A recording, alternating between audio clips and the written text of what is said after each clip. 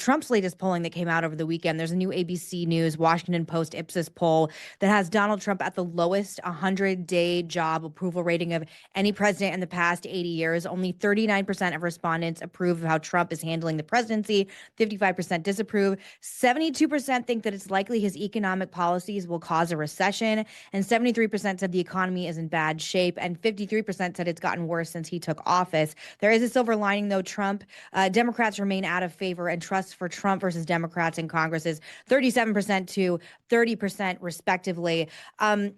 Really quickly, I hate when people say they don't trust polls, because I need you to find anybody who's ever worked on a campaign that doesn't live and die every morning on polling, because you do. It's just garbage to say that it doesn't mean anything and it's meaningless. And the ABC News, Washington Post, particularly Ipsos, is a very reputable polling place. This is really bad news for the president. Miranda and I have talked on the show many times already that I don't understand. I think it's an absolute insane narrative to tell people, okay, you're going to have to pay a hell of a lot more. You're going to be in a lot of pain, but at the end of the day, it's going to be good. I am someone who thinks this is the land of plenty. America is a prosperous place. I don't want anyone to suffer. It sounds like President Carter to me. Mo, what was your reaction to this poll? And what are your listeners and the people that come to you for your commentary, how do they feel about this idea that they're going to have to be in pain for the next 6 months to God knows whenever because of these tariffs? I don't know if my listeners are of the opinion that the pain is actually coming, because they haven't felt it yet. It's not real. It's more theoretical. When you talk about the tariffs, we still have another, 65 days or so before President Trump has to make a decision whether he's going to move forward fully on them or not. So it's still more theoretical. And as far as his base, they haven't left him. What I would be concerned if I were the president is whether this type of negative enthusiasm, I would call it, is going to get to the point where it makes it very difficult for him to hold Congress as far as getting things through Congress. You can say, well, he's doing most things by executive action. He doesn't need Congress, but he will need Congress somewhere along the way. And if you look at the town halls, I know we'll probably get to that, it makes it very difficult for those who may be in purple districts or someone who may not be in lockstep with President Trump to be able to hold that line. It's a very slim majority in the House. And this is where I think the polling does make a difference, because it signifies that there may be an evolution of the Trump base, which may move away from him if the theoretical becomes real. Yeah, I want to show, to your point, we want to show this town hall clip from Congressman Mike Lawler. For people who don't know who he is, he's a moderate Republican from New York. I actually really like him. I think he's very smart, but the town hall that I'm going to show you speaks for itself on how people are reacting to this.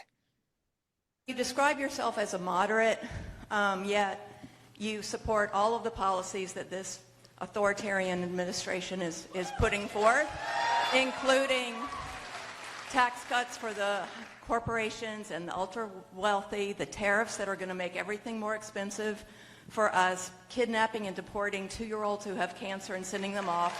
So my question to you, none of this is helping us. We're getting hurt. We in the community are being harmed by this. What are you doing to stand in opposition to this administration, and what specifically are you doing that warrants the label moderate?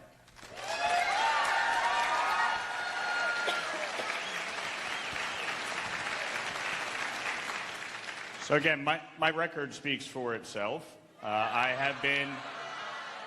You're laughing. I have been rated the 4th most bipartisan for a reason, which is a very simple fact.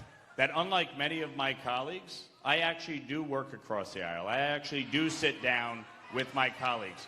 There's not a single local elected official who can honestly say that I have not sat down with them and worked with them, regardless of their party. There's not a single one of my Democratic colleagues in the Congress who could say that I don't do that.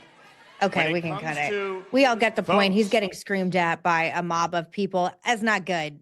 Mo and Miranda, what do you think? I mean, I don't think you should ever ignore town halls, how people are feeling, and those people are very angry.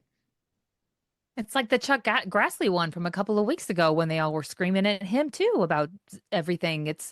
People are these are in red areas. They are angry about what the Trump administration is doing. And these guys, they don't have answers, because I don't know, they're not getting briefed or what, but they don't have answers for their constituents, and that's a big problem for everybody.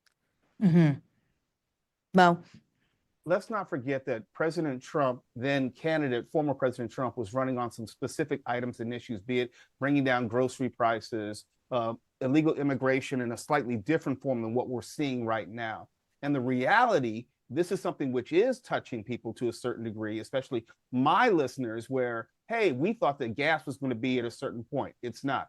We thought that eggs were going to be at a certain point. It's not. And then when you throw in the tariffs into it, and then I would say the chaos of the tariffs, and if you're an investor, it's a whole nother discussion, but you see that things are not as originally planned. And so people are becoming impatient, whether you happen to be a moderate, a far right Republican, or even a far left Republican. This is not, I think, what anyone expected, with the exception of maybe then President Trump and also his closest circle. Because if he came in and got those prices down relatively quickly, I think it would have made everything else that he's trying to do much smoother than it has been. But since it hasn't, people can relate to high prices regardless of wherever you are. Yeah, 100%. I just think that I do not understand this idea that people are going to agree to pay, an $800 stroller is going to cost $1,500, and people are going to be like, it's fine. I have faith in Trump. Let's wait 2 years. I just don't see Americans doing that. I don't know. I think it's ridiculous. I think it is ridiculous. I think the whole thing is stupid and that it's going to backfire. But Unemployment, joblessness, people are so many people are struggling, and people are having the hardest time they've ever had. And to say that, well, just struggle, we'll just wait a little bit longer, everything's gonna be double the price a little bit longer, is so callous and unrealistic. All this is going to do is make crime go up. It's not yeah.